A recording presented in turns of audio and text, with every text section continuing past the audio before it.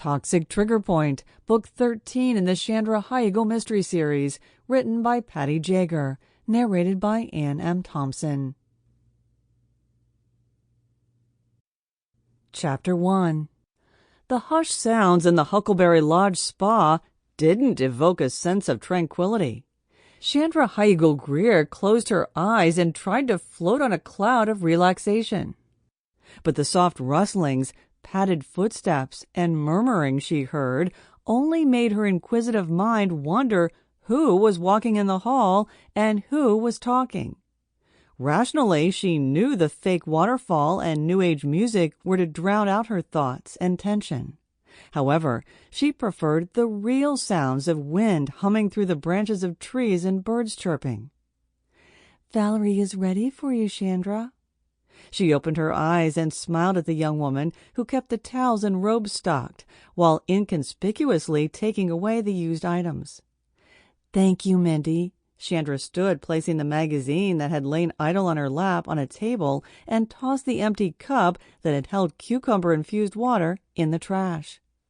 "Same room as usual?" "Yes," Mindy said before disappearing through the door of the relaxation room. Shandra walked down the hall to the 3 rooms used for massages.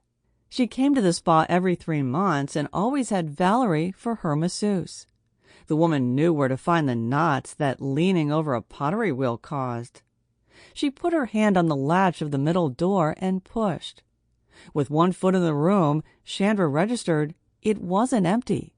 Soft music floated through the herbal-scented air. Lights like flickering candles barely lit the interior. A woman was face down on the massage table. "Excuse me," Shandra mumbled and stepped out, closing the door. She was positive Valerie's room was the middle door. She'd been coming here for the last 3 years, ever since Sidney Doring added the spa onto the lodge. Not wanting to walk in on anyone else, she stood in the hallway by the door and waited for her favorite masseuse. 5 minutes later, Valerie Howe, a woman in her 40s who worked at the spa to support herself and her daughter, hurried down the hall. "Why are you standing out here?" She put her hand on the door latch. "There's already someone in there," Shandra said. Valerie studied her. "There shouldn't be. My last client left over 2 hours ago." She shoved the door open. The woman on the table didn't even flinch at the sound of the door opening. "Excuse me, you're in the wrong room. I have a client." Valerie walked up to the woman and touched her bare shoulder.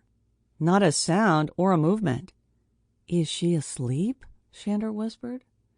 "Ma'am, Sample complete. Ready to continue?